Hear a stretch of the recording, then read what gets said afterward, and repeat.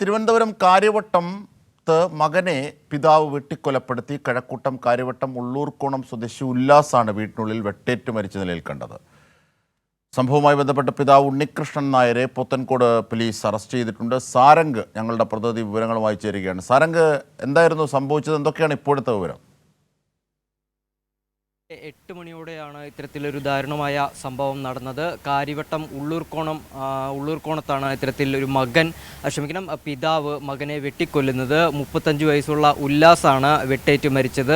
ഇന്ന് രാവിലെ ഇത്തരത്തിൽ മദ്യപിച്ചുണ്ടായ തർക്കത്തെ തുടർന്നാണ് ഈ ഒരു കൊലപാതകമെന്നാണ് നിലവിൽ പ്രാഥമികമായി പോലീസ് നൽകുന്ന വിവരം. രാവിലെയായിരുന്നു സംഭവം.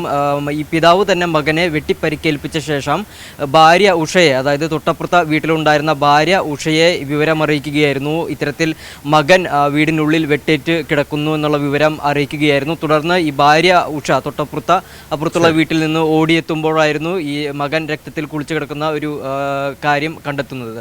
അജിംഷാദ്. ശരി, സാരംഗാണ് വിവരങ്ങൾ വിശദാംശങ്ങൾ നൽകിയത്.